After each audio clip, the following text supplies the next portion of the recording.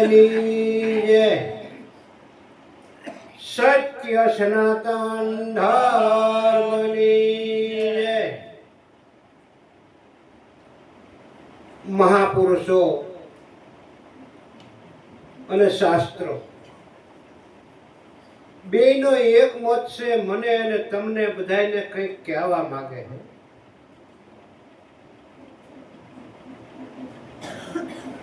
હમણે વાણીમાં બોલ્યા હતા કે એલા મનખા જેવું ટાણું રે તારું જાય છે. એટલે આ મનુષ્યનો અવતાર જે મળ્યો છે, એક વાર એનો આમ થોડોક વિચાર કરી જોઈને તો અનુભવ થાય કે જ્યારે આપણને આવો માનવનો દેહ નહીં મળ્યો હોય ત્યારે આપણો જીવાત્મા બીજા દેહમાં હોય, પશુમાં હોય, પંખીમાં હોય, પ્રાણીમાં હોય. આવા અનંત જોગથી જે જીવાત્મા જન્મ અને મરણ ભોગવતા 84 લાખ યોનિમાં જીવ ભટકે. અને જોજો એકય દેહમાં કોઈને ભક્તિ કરવાનો એમાં સમય નથી. જ્યારે આવો મનુષ્યનો અવતાર પ્રાપ્ત થાય છે, આ મનુષ્યનો અવતાર મળ્યા પછી ભક્તિ કરવાનો સમય આ મનુષ્ય અવતારમાં છે. ભક્તિ કરવી, સત્સંગ કરવો, ભવસાગર તરવો એ મનુષ્ય અવતારમાં છે, બીજા એકેય દેહમાં નથી. પણ આપ મેળે તરવું હોય તો તરાતું નથી. એક નાનું એવું લોઢું હતું, એને વિચાર કર્યો કે મારે પાણીમાં તરવું છે. અમાર પોસા મહારાજ રોખા સંત હતા કે ભાઈ તારે એકલાથી નહીં તરાયો, કોકનો સંગ કહે કે ના મારે તરવું છે. દાયકો ધૂબકો જીવ તળીએ. હકીકતમાં શું છે, એને જો તરવું હોય ને તો લાકડાનો સંગ કરવો પડે. લોઢાનો ખીલો હોય કે ખીલી હોય, લાકડામાં નાખી અને પછી મૂકો તરતું. નદી હોય તો ભલે મોટો દરિયો હોય તો ભલે સામા કાંઠે હિલકોળે લાકડું ઉયું જાય અને લોખંડને લઈ. એમ મને અને તમને આવો માનવનો દેહ મળ્યો છે. આ માનવ દેહથી આ સંસાર સાગર તરવાનો છે. પણ આ સંસાર સાગર તરવા માટે બીજાની જરૂર પડે. જેમ લોઢાને તરવું હોય તો લાકડાની જરૂર છે, એમ મનુષ્યને તરવું હોય તો ગુરુની જરૂર છે. પણ જોઈજો ગુરુમાં પાછા બે પ્રકાર આવે. એક કહેવાય ગુરુ અને બીજા કહેવાય સદગુરુ. જો મને કે તમને ગુરુ મળે તો તમને જ્ઞાન કેવું આપે કે ભાઈ હાંજ હવાર દેવ મંદિરે જાય, આલે હું તને આ દઉં છું પૂજા, હાંજ હવાર કરજે. હાંજ હવાર કઈક ટાંકામાં આરતી કરજે. કદાચ ને કોઈ મંદિરના સાધુ પાસે કંઠી બંધાવી હોય ને તો કે બેચા દર પૂનમે અહીં આવજે, દર બીજે આવજે. આનું નામ ગુરુ કહેવાય. તમને કઈક મંતર આપે, તમને કઈક પૂજા આપે, તમને કઈક નાનો એવો લાલો આપે, આને નવરાવજો, આની આરતી કરજો, આને હિસકાવજો, આવું કંઈક તમને શીખડાવે એ ગુરુ કહેવાય. પણ જોજો એ ગુરુથી ભવસાગર કોઈ દી ન તરે. જે તમને ક્યાંક વળગાડે છે એવા જો ગુરુ મનુષ્ય દેહમાં મળ્યા તો આ ભવસાગર તરાતું નથી. જ્યારે સદગુરુ મળે તો સદગુરુ તમને કોઈ ઝાંપ ઝપવાના ન કહે. સદગુરુ તમને કોઈ હાંજ હવાર દેવ મંદિરે જવાનું, દર્શન કરવાનું ન શીખડાવે. સદગુરુ તમને કોઈ હાંજ હવાર માળા ફેરવવાનું ન શીખડાવે. સદગુરુ તમને કોઈ મંત્રના જાપ જપવાનું ન શીખડાવે. સદગુરુ કોઈ તમને દેવ મંદિરોમાં દર્શને, પૂનમે, બીજે, 11 આ જવાના રસ્તા ન બતાવે. બધાયમાંથી જે છોડે એનું નામ બંધી છોડ, અને એવા બંધી છોડ સદગુરુ મળે તો તમને પરમાત્માની ખબર પડે. પરમાત્મા એટલે શું છે? પરમાત્માને કોઈ આત્મા કીધા છે, અને કોઈએ પરમેશ્વર કીધા છે, અને કોઈએ હરિ પણ કીધા છે. તો હમણે વાણીમાં આવ્યું હતું કે ભગવાન ઘણાય છે. ભલે રામ ભગવાન હોય, કૃષ્ણ ભગવાન હોય, વિષ્ણુ ભગવાન હોય, શંકર ભગવાન, હજારો ભગવાન હશે જ છે. આપણે જોયા નથી, નામ સાંભળ્યા છે, થોડા ખોટા મૂર્તિઓ જોઈ છે. પણ શાસ્ત્રો અને આવા સંતોનો એક મત છે કે રામ રામ કરો, કૃષ્ણ કૃષ્ણ કરો, શિવ શિવ કરો આખી જિંદગી, પણ ઉદ્ધાર ન થાય. કેમ ન થાય? કે જે નામ ગુપ્ત પડ્યું છે, જે નામથી તરાય છે, એ નામ કોઈ શાસ્ત્રમાં નથી, કોઈ ભગવાનનું નથી. ભગવાન થઈ ગયા ઘણા, માતાજીમાં જ થઈ ગયા, પણ बहुत नाम संसार में कहां से मुक्ति न होय, एक आदि नाम तो गुप्त है, જેને બુझे વિરલા કોઈ.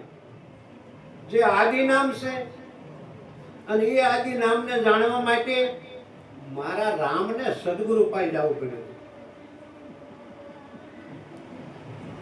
એટલે રામ ભગવાન હતા તો એને ગુરુની શું જરૂર? પણ ગુરુ આવો દેહ લઈને આવ્યા હતા, એમ રામય આવો દેહ લઈને આવ્યા હતા. એ રામને આ ભવસાગર તરવા માટે જે નામની જરૂર હતી, એ નામને જાણવા માટે સદગુરુ વશિષ્ઠનું શરણું લીધું. કૃષ્ણ ભગવાન હતા તો કૃષ્ણ ભગવાને દુર્વાસા મુનિનું શરણું લીધું, અને રામદેવજી મહારાજ હતા તો બાળીનાથનું શરણ લીધું.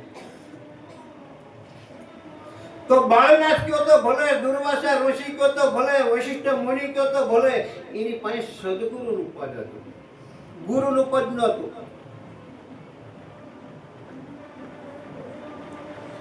સદગુરુ એક નામની ઓળખાણ કરાવે, અને એ નામને હરિ કીધા છે. હમણે આપણે શરૂઆતમાં વાણી બોલ્યા હતા કે હરિને ભજતા હજુ કોઈની લાજ જતા નથી જાણી, પણ જેની સુરતા હોય સાંભળી એની સાથે. એટલે એવું ન લખ્યું કે રામા પીરને ભજતા કોઈની જાતિ નથી લાજ. ભગવાન ઘણાય છે તો રામાપીરનું નામ ન લખ્યું, કૃષ્ણનું ન લખ્યું, શિવનું ન લખ્યું, હનુમાનનું ન લખ્યું, એક કઈ ભગવાને બધાને એક પર મૂકી અને હરિ શબ્દ કેમ વાપર્યો છે? કોક દી વિચાર કરજો. હરિને ભજતા હજુ કોઈની લાજ જતા નથી જાણી, પણ જેની સુરતા હોય સાંભળી એની સાથે. સાંભળ્યો એટલે શું? હરિ એટલે શું? ઈસે ભી એક. ઈ કૃષ્ણ નથી, ઈ રામ નથી, ઈ હનુમાન નથી, ઈ હરિને ભજો ને મારા બાપલા. જેમ હજારો ભગવાનને એક પર મૂકીને એક જ નામ બતાવ્યું છે ને, એમ જોજો આ મનુષ્ય અવતારમાં મહાપુરુષો મને તમને શું ભલામણી કરે છે. તમારે કમાણી કરવી હોય, તમારે કંઈક ભક્તિ કરવી હોય તો હરિનું ભજન બોલજો. પાછળથી આપણે કઈ દોકરની જરૂર નથી ભાઈ, બે અલ્યા કરી લ્યો કમાણી હરિ નામની રે, કમાણી હરિ નામની રે, કરી લ્યો કમાણી હરિ નામની રે, કરી લો કમાણી હરિ નામની રે.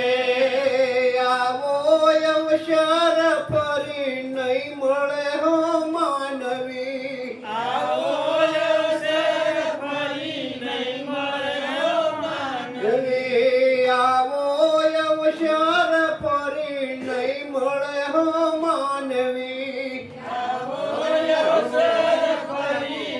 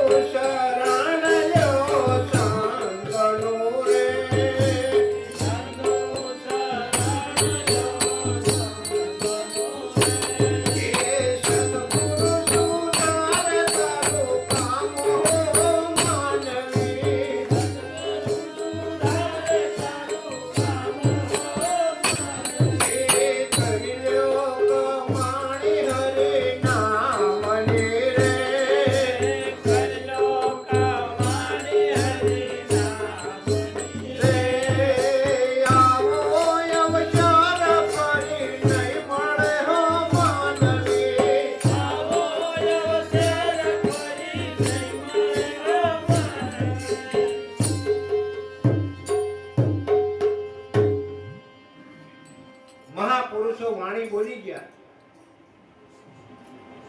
પણ એ વાણીની અંદર જો સૂક્ષ્મ બુદ્ધિ હોય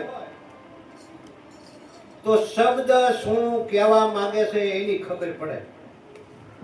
હરે હરે આ મનુષ્ય દેહની અંદર બે પ્રકારની બુદ્ધિ આવે, એક સૂક્ષ્મ બુદ્ધિ અને એક સ્થૂળ બુદ્ધિ.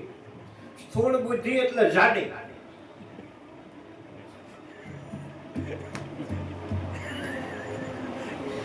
જાડી બુદ્ધિ જો હોય મારામાં કે તમારામાં તો આ શબ્દની ખબર ન પડે. જે હાલ્યા જતા ખરેખરની તરસ લાગી હોય અને કોકનો દોરિયો હોય કે કદાચ ખાટકોડું હોય થોડુંક પાણી ભર્યું હોય આ હળવું હળવું સ્થિર થઈને તાજું હોય, પણ જાડી બુદ્ધિ હોય ને તો કાયનો ખોબો ભરે ડોળી જાય. સૂક્ષ્મ બુદ્ધિ હોય ને તો છેવટે આમ થોભા દઈને ધૂપ માંડીને પી લે. આટલો ફેર. શબ્દ શું કહેવા માંગે છે કરી લ્યો કમાણી હરિ નામની. હરિ એટલે જોજો આ કોઈ ભગવાનના ભજન નથી કરવાના, ભગવાનના નામની કઈ જરૂર નથી. કમાણી કરવી હોય તો હરિના નામની, એ હરિના નામની કમાણી. નકર વાયલી કડવી શું કહે. સૂક્ષ્મ બુદ્ધિથી વિચાર કરવી તો ખબર પડે કે આવો અવસર ફરી નહીં મળે હો માં નવી.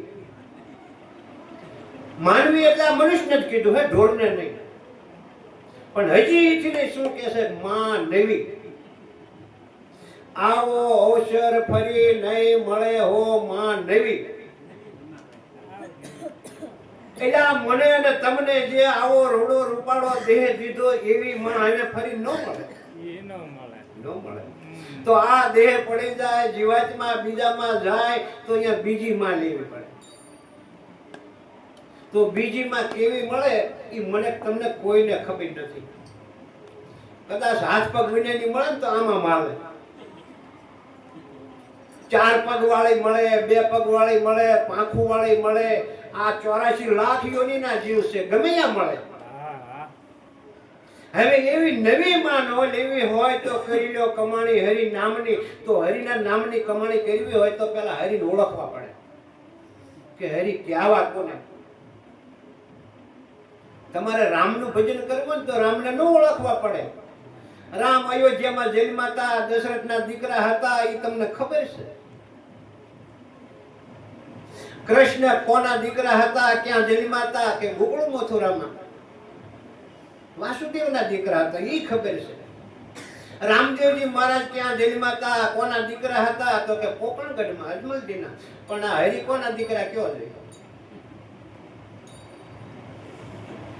મારા બાપલા 70 મણનું તાળું વાંચ્યું છે. નાનું એવું નથી. 70 મણનું તાળું વાંચ્યું છે. એ તાળાની પૂંચી મારા સદગુરુ પાસે છે. આટકોટમાં લાખો લોયણ થઈ ગયા. એના ભજન જો કોઈએ સાંભળ્યા હોય, આ તાળું ઉગાડવું હતું એટલે લોયણને કીધું હતું કે મારું તાળું ઉગાડો. ન ઉગડે. એ લાખા કે મારા ગુરુજી 12 વર્ષે આવશે. કુંચી મારા મેરમ ગુરુજીને હાથ ગુરુજી આવે તો તાળા ઉગડે. એમ ગુરુ અને સદગુરુ, એ સદગુરુના મુખમાં આ ગુરુગમની ચાવી છે અને ઈ ચાવી ઉગડે તો હરિની ખબર પડે ને તો હરિનું ભજન થાય અને હરિની જાણી થાય અને હરિની કમાણી પણ થાય. અને જો હરિની ઓળખાણ થઈ જાય અને જો હરિનું ભજન થઈ જાય તો મારા બાપલા આની અંદર જે જીવ આવ્યો છે ને એ જીવની ભવની ભવ જ ભાંગી જાય અને આના મનુષ્ય અવતારમાં થાય કલ્યાણ હો માનવી.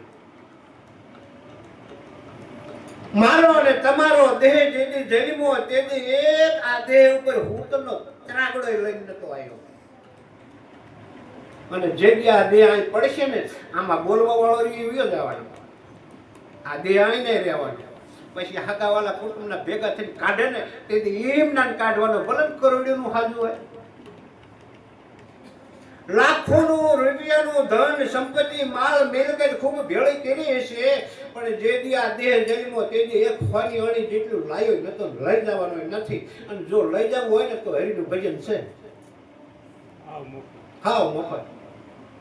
અને જો હરિની ઓળખાણ થઈ જાય તો આ જીવાતમાં ફરીને કોઈ પશુમાં, પંખીમાં, પ્રાણીમાં નવો જન્મ ન લે. જેને 84 મટી જાય, એ 84 મટાડવા માટે થઈ અને સંતો અને શાસ્ત્રો રાત દિવસ પોકાર કરી રહ્યા છે કે આત્માને ઓળખ્યા વિના 184 નહીં મટે. આત્મા એટલે આ તમે તમને ઓળખો, અને જો તમે તમને ઓળખો ને તો હરિને ઓળખો. આપણને એમ હોય હું નહીં મને ઓળખતો, આ દેહ હું કે હું કેવો કે હું કોળી, હે હું કેવો કે હું કોળી. કોક પૂછાય તેમ કેવા કે કોળી. શું તમારું નામ કે ફલાણા ભાઈ. પછી ભલે નરસિંહભાઈ હોય, રામજીભાઈ હોય, કરશનભાઈ હોય, કુરશનભાઈ હોય. એટલે વિચાર કરજો, મારો કે તમારો દેહ જન્મો તેથી આ દેહનું કોઈનું નામ નહોતું. પછી ભલે દીકરી હોય, દીકરો હોય, નામ વિનાનું જન્મે છે, પણ જન્મ્યા પછી 500 વાહનનું બાળક બને છે. એની સઠી કરવામાં આવે ને ફૈબા નામ પડે કે આને છે ને કરશન કહેજો, કે રામજી કહેજો, ભરત કહેજો, જે કહેજો. તો એટલો તો વિચાર કરજો કે જે નામ રહ્યો એ હું કે તમે નથી.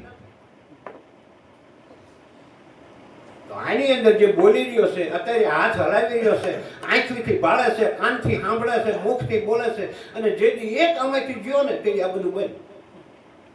પછી બંધ એટલે આમ અડવાય રાજી નહીં. તો આ કિંમત કોની છે? દેહની નહીં. આ હાડ માંસ અને ચામડો જે કોથળો છે એની કોઈ કિંમત નથી. આને અડવાય રાજી નથી કે અડ્યા કે મજુ નાવું જોઈશે. જોવો તો ખરા દુનિયાની ખરાબ.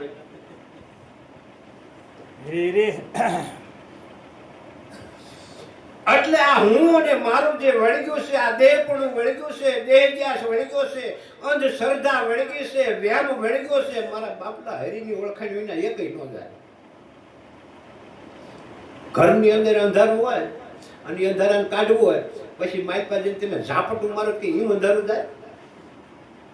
માઇપાજીને હાવણે બોરો કે હિમ અંધારું જાય. માઇપાજીને ઉઘાડી કરવા હમણો કે કાપી કાપીને મારું કાઢવું, હિમ અંધારું ન જાય. એમ મનુષ્ય દેહ મળ્યા પછી એને એક જાતના પૂજા પાઠ, જપ તપ વ્રત બધું કરો, પણ 84 ન મટે. જે અજ્ઞાનનું અંધારું છે, આ દેહ રહ્યો હું છું, હું જન્મ્યો તો, હું મરી જવાનો, આ બધું અંધારું છે.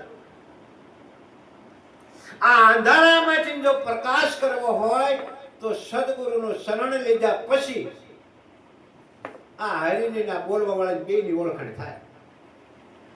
એટલે મહાપુરુષો કહે છે કે આ તારો દેહ રહ્યો કે આ તારી મિલકત રહે, આ બધી માયા છે. જોજો કોની છે? પરમાત્માની. પણ આ પરમાત્માની માયા ઈ આવે જાય, વધે ને ઘટે. આ દેહ આવ્યો તો નાનો એવો હતો, વધ્યો, મોટો થયો ને વયો જવાનો. આ માયાનું કામ છે. માયા આવે, માયા જાય, માયા જન્મે, માયા મરે, માયા વધે, માયા ઘટે, માયા આનંદ કરાવે ને માયા મળી રોવ રવાય. સંતો એમ કે છે કે આ માયાના ખેલ જૂઠા, જાણજો સાચું હરિનું નામ હો માંડવી. જો આ વિશ્વની અંદર હાસું હોય તો એક હરિનું નામ છે, જેનો 3 કાળમાં નાશ નથી. ભૂતકાળ, ભવિષ્યકાળ ને વર્તમાન કાળ, આ 3 કાળ છે. એ 3 કાળની અંદર જેનો નાશ નથી એવું હરિનું નામ છે.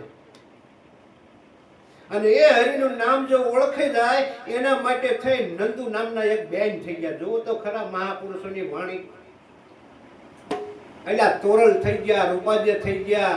આવી નારીના શબ્દો આપણે આમ વિચાર કરવી, ગંગા સતીના શબ્દો, લોયણના શબ્દો, તો આપણને એમ થાય વાહ મારા બેન, વાહ કેવા આ મુખમાંથી શબ્દો બોલી ગયા. એ નંદો એમ કે છે કે કોકનું શરણ લ્યો આવા સંતનું તો સદગુરુ સુધારે તારું કામ હો માન્યું. એટલે સદગુરુના શરણ સિવાય કોઈ જીવાત્માનો ઉદ્ધાર થાય એવું નથી. પણ રામાયણમાં તુલસીદાસ મહાત્માએ સહી કરી દીધી કે ભલે મનુષ્યનો અવતાર મળ્યો હોય, ભલે ના વિશ્વની અંદર એવા ગુરુ હોય, અરે ભલે કે સદગુરુ હોય, પણ જો દેહની અંદર જીવાત્મા આગલા જન્મના કંઈક કર્મ હીણા લઈને આવ્યા હોય ને તો સદગુરુનો ભેટો ન થાય. એટલે રામાયણમાં લખ્યું કે સકલ પદાર્થ હે જગ માહી પણ કર્મહીણ સુખ પાવત નહીં.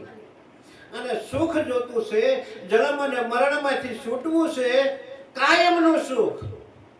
આગુ પાછું થાય એવું નહીં. કાયમનું સુખ લેવું હોય પણ કર્મહીણ સુખ પાવત નહીં.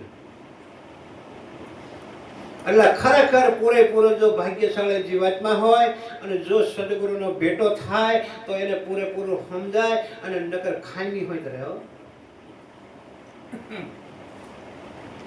કાયમ ભલન બેડફી બનાવતા હોય પણ જ્યારે ઘણ બગડે ને તે ચીમણું થઈ જાય. વસ્તુ હોય એ નહીં. એ મનુષ્યનો અવતાર મળ્યો હોય, સદગુરુનું શરણ મળ્યું હોય, પણ જરીક ખામી રહી જાય ને તો જે સુખ લેવું છે પરમાત્માનું, જે આનંદનું, જે ઉરમાંથી ઉભરા આવે એવું એ ન મળે. ઠીક હે, મેં એવું લીધા પણ કે કઈ સમજ્યા નહીં. ખરેખર બડો ભાગ મનુષ્ય તને પાવા. મોટામાં મોટો ભાગ છે આપણને ઘેટા બકરાનો અવતાર ન મળ્યો, માણા ન મળ્યો. બડો ભાગ મનુષ્ય તને પાવા, અતિ સુર દુર્લભ ગ્રંથને ગાવા. અતિ દુર્લભ છે આ ગ્રંથનો સાર સમજવો, સત્સંગ સમજવો, કંઈક સાર સમજી કંઈક આ જીવાત્માનો ઉદ્ધાર થાય એવું કરવું. એના ગીતાજીમાં કૃષ્ણ ભગવાને અર્જુનને ભલામણ કરી છે. અર્જુનને ભલામણ કરી પણ એ શબ્દો મારે અને તમારે સમજ્યા જેવા છે. કૃષ્ણ ભગવાન કહે છે કે હે અર્જુન, પોતે જ પોતાનો શત્રુ છે. શત્રુ એટલે દુશ્મન. આપણા દેહની અંદર જે આવ્યો છે જીવાત્મા, એને સત્યના માર્ગે નો લઈ જવી, સદગુરુના શરણે નો લઈ જવી, હરિની ઓળખાણી નો કરાવી, આ દેહ પડી જાય. પોતે પોતાનો દુશ્મન એ નાખે અધોગતિમાં 84 લાખ યોની. હે અર્જુન, પોતે જ પોતાનો મિત્ર, મિત્ર એટલે ભાઈબંધ, પોતે જ પોતાનો મિત્ર છે. હું કે તમે જો પોતાના જીવાત્માનો ઉદ્ધાર કરી લેવી તો મિત્ર, અને જો આ જીવાત્માને અધોગતિમાં લઈ જાય તો શત્રુ. શત્રુ એટલે દુશ્મન. આથી આગળ અમે વિશેષ બોલતો નથી, ઘણું બોલી ગયું અને બોલવા બેવી તો ખૂટે નહીં. આપણે બાકી છે એમના વારા લેવા છે. એટલે મારી વાણીને વિરામ આપું. બોલો સદગુરુ મહારાજ.